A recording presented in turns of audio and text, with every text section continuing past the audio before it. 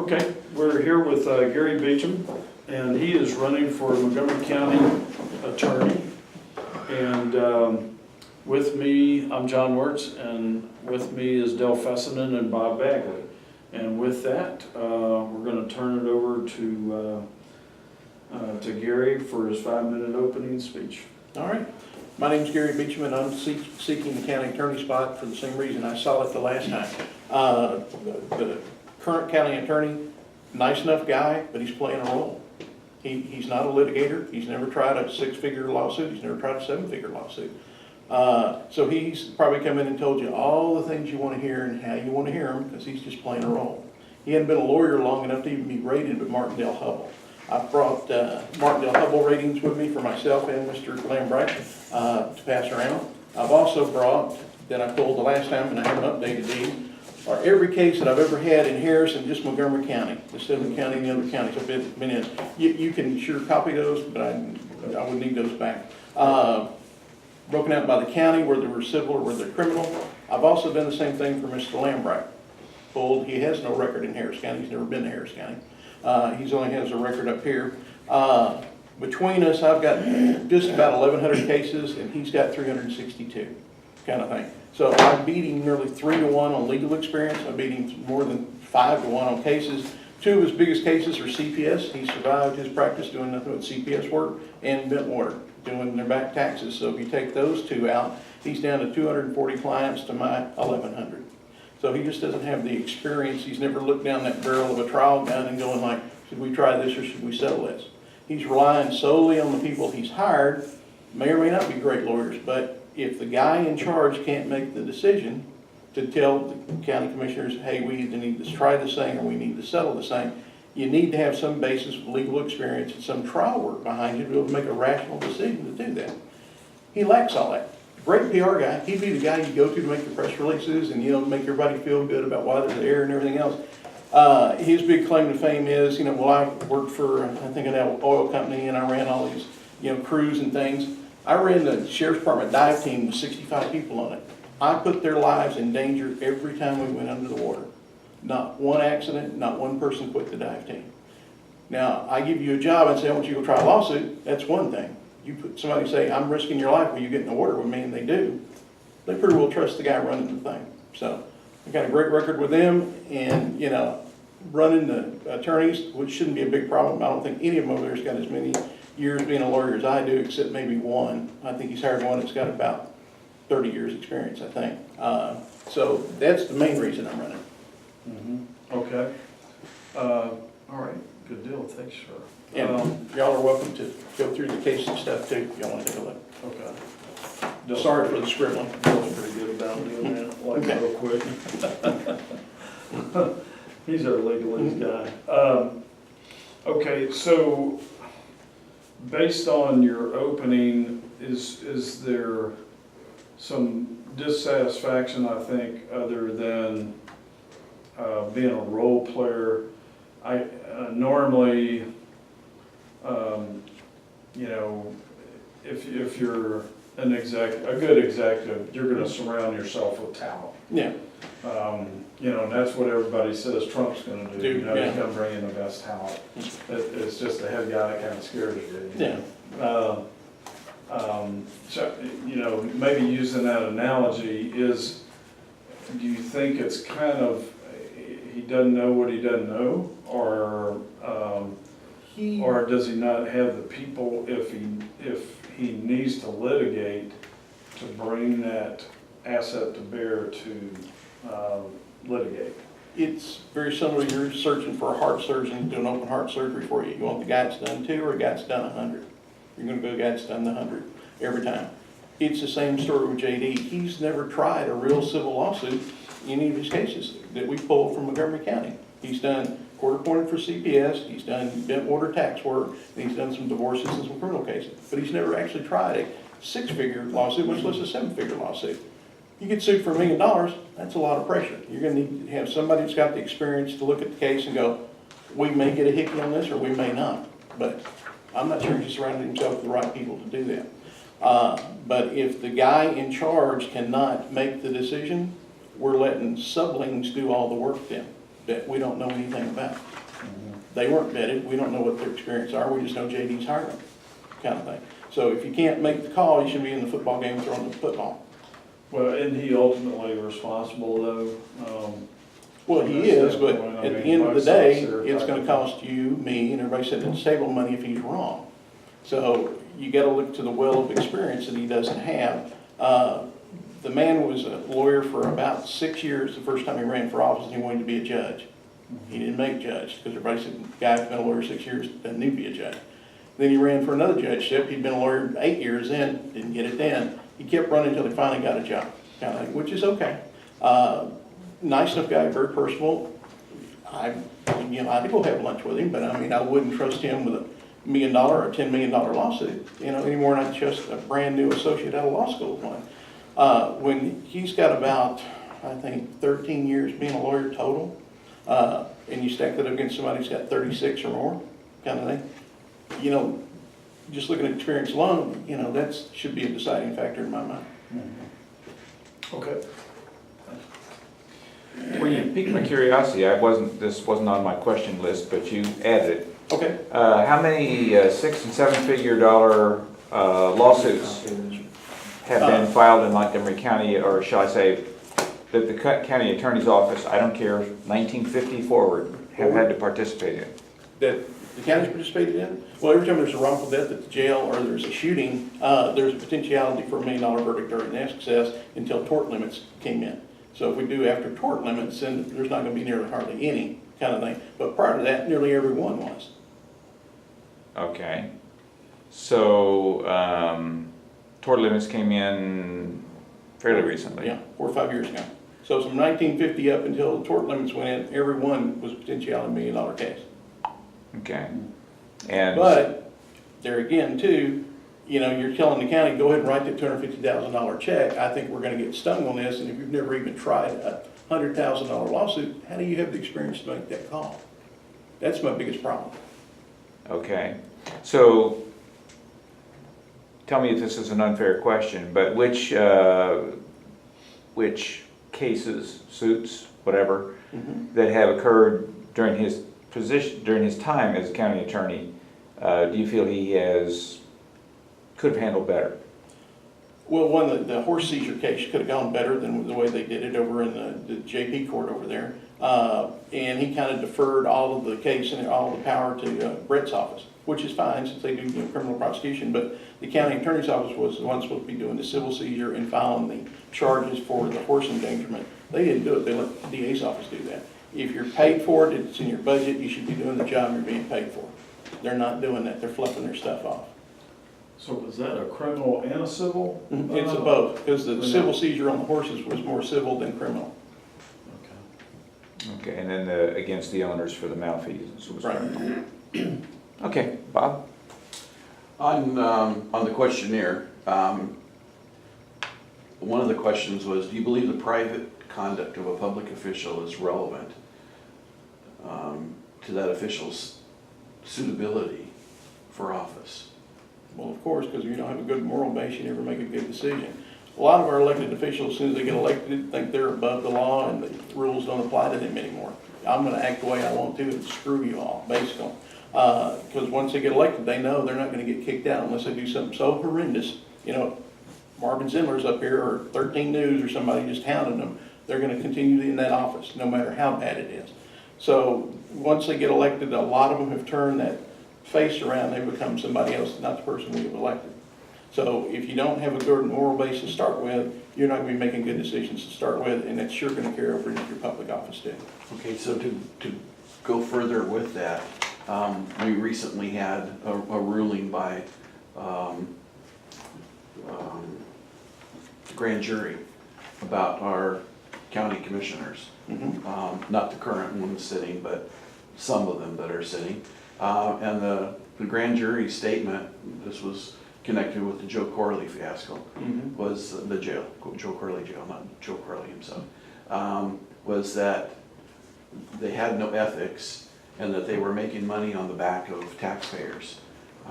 What do you see as your job as county attorney to hold them to that and hold other elected officials to that?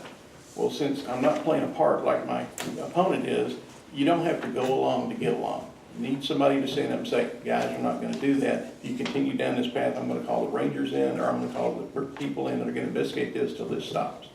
Nobody's willing to do that up here. You know, it's always, well, let's just go along, get along. I only got 4 more years, gotta worry about it, I'm gonna get out. It's always been that way. I've been up here since 1977, 78, bought my first house here in 1980, kind of thing. It's been the same story. The same architecture firm builds all the county buildings. Lo and behold, that's related to one of the county commissioners. His son works there. It's just pie, it's like Duval County, but worse, because they've learned more tricks by now, kind of thing.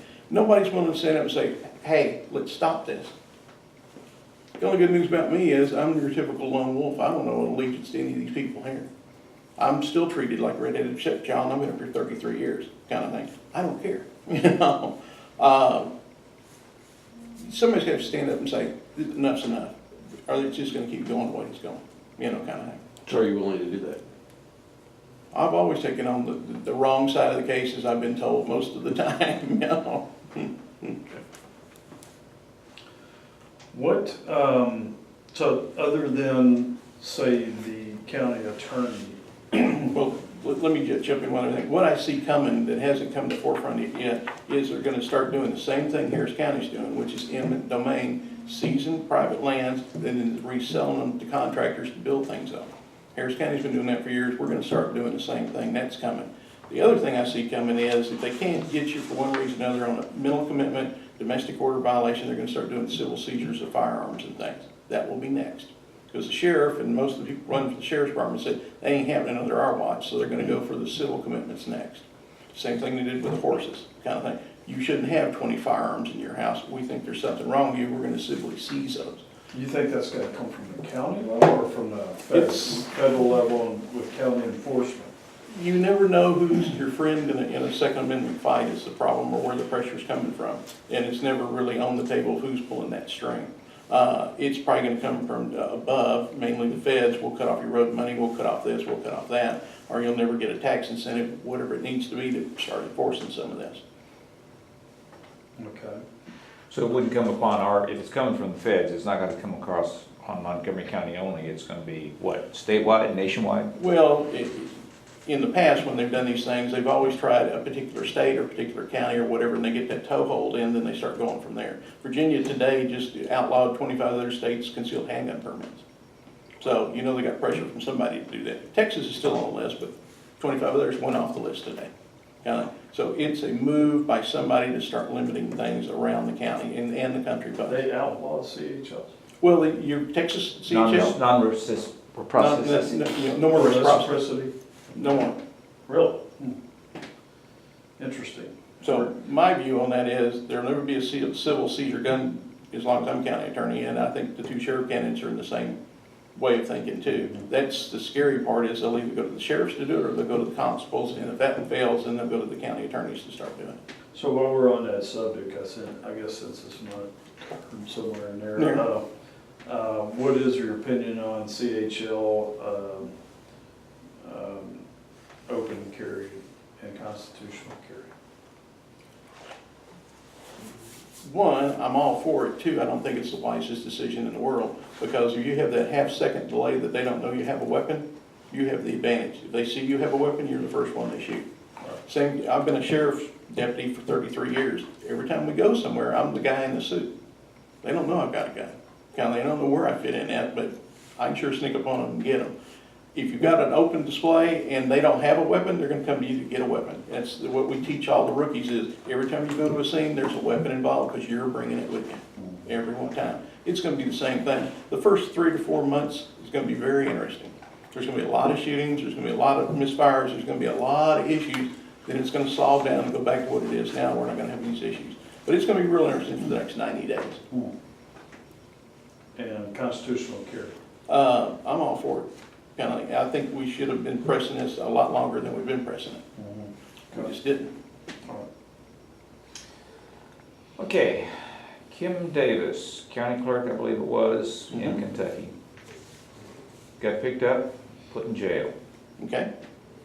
I don't know what the laws are like in Kentucky, but if that happened in Montgomery County, Texas, and they were gonna pick up Mark Turnbull for the same reasons, the same issues, what would you as county attorney do? What could you legally do?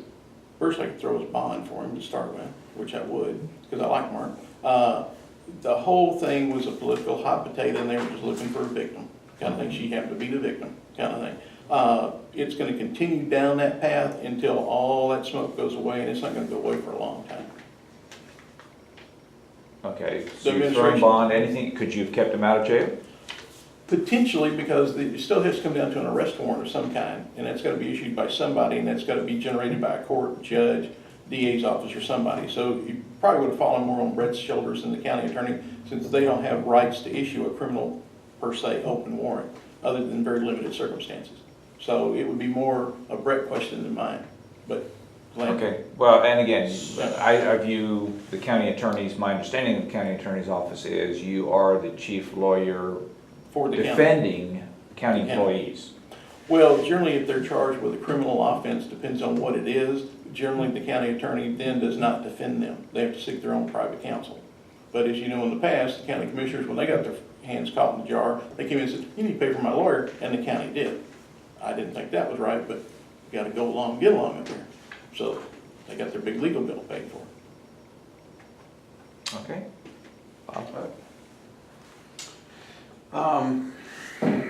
We've had a problem with planning in this community, in this county. We saw that in our roads and the road bond that went through. We've got developers that are developing housing areas with one entrance in, no other way of egress. If we have some kind of disaster, something takes place, wreck or whatever, emergency crews can't get in, people can't evacuate. We don't have any planning in our county as far as zoning or, we don't have much going on for us. And I know zoning's not our thing to do within the county. It's not we don't have the authority to do it. But legislation could be changed. What are your ideas on zoning and on planning for roads or communities? Zoning, I've always viewed as a two-edged sword. Harris County's got some zoning, other areas doesn't have zoning in it. Sometimes it works well, other times it doesn't. It depends on who's holding the sword and which way they're cutting with it as a rule. The Woodlands was developed, most of the streets in the Woodlands, as y'all know, you can't get a fire truck now because they're too narrow. They're less than 20 feet wide, most of them. Mitchell got an exemption because we're gonna sell these to low-income housing, so that got passed over. So there's lots of parts of the county that are landlocked off. You can't get into them, you can't get out, and there's still parts of the county that are high-definition radios that we paid all the money for. You can't get out on. If you don't have a cell phone, you can't talk to dispatch. So we still have those issues, not only with the roads, we've got issues with the radios. Nobody's willing to stand up and say, folks, this doesn't work, we need to fix this. Everybody wants to come to Commissioner's Court, I need more money, or I need more people, or I need this. I can't do my job without more stuff. There's never been somebody that went from the private sector, other than Trump, that's running for an office that hasn't worked for a big corporation or the government. Kind of most time in political office. They don't think like that. If I wanted a new car, I either worked harder, I got more clients, I figured a way to get it. I didn't go to my dad and say, Dad, I need a new car, buy me one. Didn't work that way in my house. Still didn't work that way in my house. We've got to live within our budget. Nobody's willing to do that. They all want to go to the Commissioner's Court and get more money to buy more things, get more stuff. JD's changed the computer system, probably needs to be changed, but since he's been in office, he hasn't done one thing that's made the papers or improved our county or done one thing to help us. He hasn't stood up to one person in the county yet. He's sending out memos about, well, you can't do this and you can't do that. It's not helping us. Okay. Did I answer what you asked me? Okay. What goals do you have in mind, let's say 3 of them if you're elected, to which you want to be measured against? One, I'm still trying to figure out if we're still in the top 10 list with the OG's office about open records request, because we've submitted some, we're still waiting for some of the stuff we've asked for in the past. So I think that's still an issue. That was one of the things JD and I both ran on. I still think it's just as logger jammed as it was before, if not worse. One, why are we not disclosing the information? I can understand if it's an active criminal investigation, they can't have that, I understand that, but stuff people ask for, why not just give it to them? Why send it to the AG's office and ask them, can we turn this loose, when they know full well that they can't? They're just bogging down the system. One, I changed that part. Two, I think he's missing the boat on the hot checks. He says, well, that's a no-winner, that we're gonna lose money on that. These people wrote these checks, they owe the money to the county, they owe the money to the merchant. Nobody's running them down and trying to figure out where they are and do things like that. Being a reserve with the sheriff's department for the past, since '82, everything we do is for free. We don't get paid for any of the stuff we do. Reserves are always looking for extra jobs to come do. If we gave them access to the sheriff's department database and say, find Marcus Williams, they could find Marcus Williams. We could go out and get Mr. Williams on those hot checks he has. You could start with the people who owe $1,000 or more. Work your way down. Nobody's doing that. That's all money that's collectible and all money that would be due to the county attorney's office. They're missing that.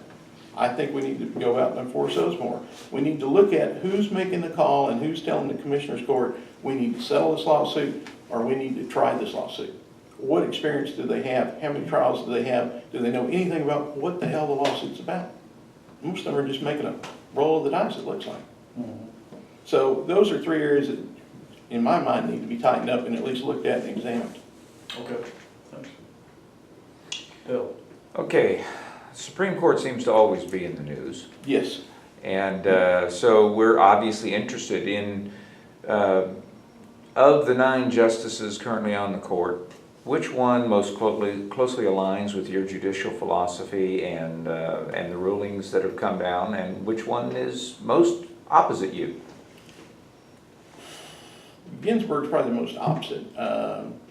There's probably, if you follow the Supreme Court and follow their cases, you know, one of the justices does well all year long, then he comes off with this off-the-handle thing, you think, where the hell did this come from?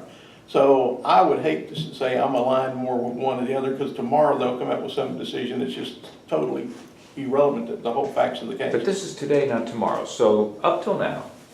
None of them. And I have a real problem with lifetime appointments. You know, once you get on the Supreme Court, you're there till you die.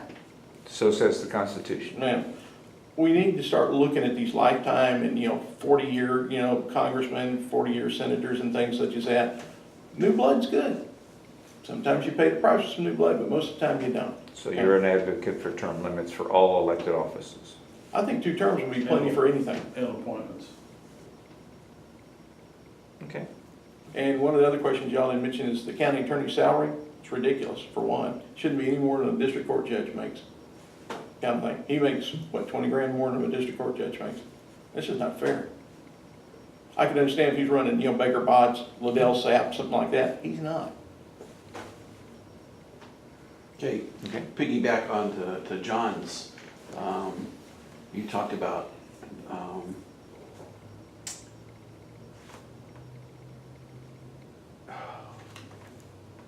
I can't think of the words right now. It comes down to Johor Lee Facility, where we ended up giving them, we didn't get sued, we had the threat of a lawsuit, and because we had the threat of a lawsuit, because we sent letters out that stated, you were wrong, we're coming after you, we ended up settling for $40,000 for the 2 individuals that were on there.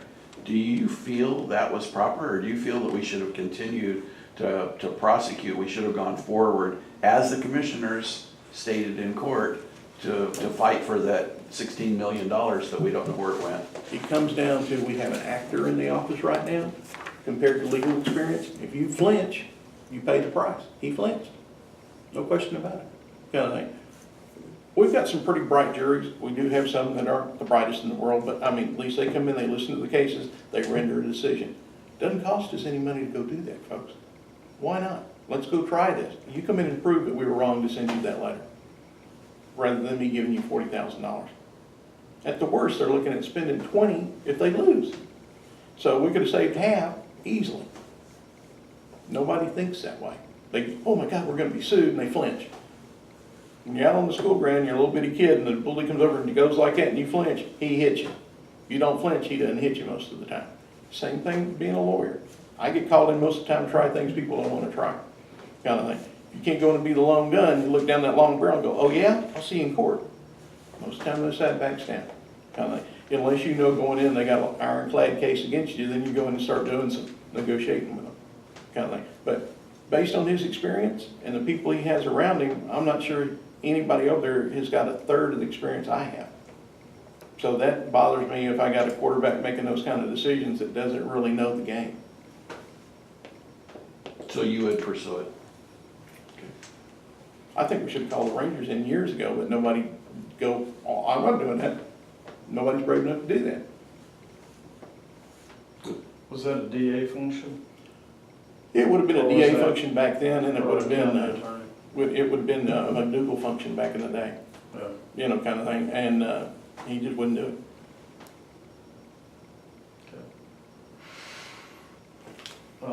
Because it's not like it's a new occurrence. It's not like it happened last night. All right, so to follow on to that, and make sure I'm clear in my mind on your answer to Bob's question. So demand letters were sent out by the county attorney. There was some back and forth between their attorneys and the county attorney. Yeah. County attorney leaves town, documented, and that's when judge and commissioners cut a check back to Ms. Brazil and, I don't remember the gentleman's name. So, The other guy. Alliance, No, it was the county commissioner, Ed Chance. a chance, but I thought they went after the other guy too. When They were going demand letter after, too. yeah. So, and that was for 12 million, that was the biggest amount, I Right. believe. All right, so take that forward from there. The commissioners voted to give, I guess, legal fees back is all I can ascertain out of there. If you were a county attorney and you were out of state and came back and saw that that was done, or got a text or whatever, what would be your move from that point forward? First, he should have gone public to the paper to said, this was done against my advice, done against our memos, done against all the things that we sent to them. This is wrong. We need to have somebody else independently come in and look at this. Have a special prosecutor come in and look at whose finger went where and why. Nobody did that, you know, kind of. And regardless if you're out of town or not, you can be out of the country. I can still get emails no matter where I've been. Right. You know, Valley, it doesn't matter. I can still get them and respond to them. So even if you go out of town, and the other problem is, I'm not sure of the quality of the legal staff he sends to Commissioner's Court be giving these guys advice about how they're supposed to vote and what they're voting on and why they're voting on it. That needs to be tightened up and looked at too, because if this is done while he's out of the country and the guy that goes to Commissioner Court every day said, oh, it's okay, there's part of the problem. Then now the people he's surrounded himself with don't have the experience, the wealth of knowledge, or any, whatever you want to call it, or the guts to say, this is wrong, we need to stop this. Nobody's making those calls. Yeah, and this is a big deal. It was a big deal then, and as far as I'm concerned, it still is. Are there any statutes that have run their course that prohibit them? Typically, there's a 2-year to a 4-year statute on most everything, unless it's murder, then it's forever.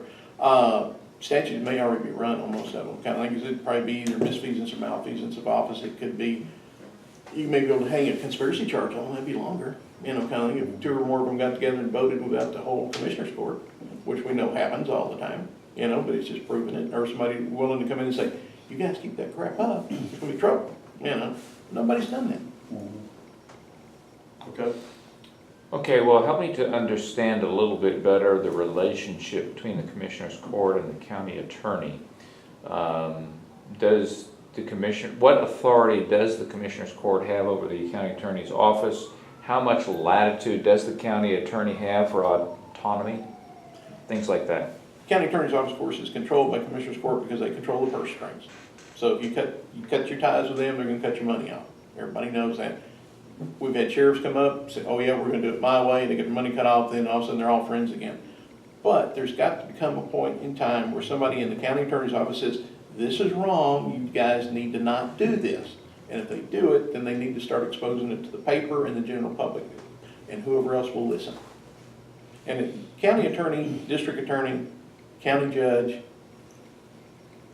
There's one on the list. They can call the Rangers and say, we need you guys to come up and look at this, kind of thing. We need an independent outside source to come in and look. So calling the Rangers is basically that would only be if there is a clear legal issue. Well, if you believe the checks that were cut were done illegally, or it was done as a conspiracy, or it was done in violation of the Open Meetings Act, those are all criminal acts. Those would be things the Rangers could investigate for you. If that was not an option, you can still call the Attorney General's office and ask for a special prosecutor to be appointed to come up and investigate corruption and graft in your county. And the county attorney can do that, or I guess the DA could also do that Yeah. without any other body signing off on it. Yeah, it would be an independent call by them, and if the AG's office thinks there's grounds to come up and start an investigation, then it's rolling and running. So it sounds like the only real linkage there is that the county commissioners control the budget. Right. And as I understand it, every time there's been a budget hearing, JD's gone and asked for more money and more stuff. There's gotta come a point where you work with what you have. Granted, we'd all like more pens or more legal pads and things like that, but I can get by with the one I've got. I don't need 20, kind of thing. He's coming in and asking for things he doesn't need. You've gotta work with what the tools they've given you, and if you can, then go in and if you need something else, reason out why you need it, figure out if there's no other way to get it, then you go ask for it. That's not occurring up here. Okay, thank you. Bob? So in that light, do you believe in working on a zero budget? You know, We're about 30 minutes, by the way, so. okay, what's your definition of zero budget? You're starting out from scratch. You shouldn't buy anything that you can't afford. And you shouldn't buy anything that's outside your budget that you've been given to start with. If your budget's $100,000, you don't spend $120,000. Same thing as being married. Honey, you don't go spend $120,000, only got $100 in a checking account. It's the same idea. You can't spend more than you have or more than you make. You can't keep going and asking daddy or mom or somebody else, hey, I need some more money. Mom and dad are gonna run out of money too. You've got to live within your means. Nobody's willing to do that. All it takes is working a little extra or a little harder or a little smarter than what they've been doing.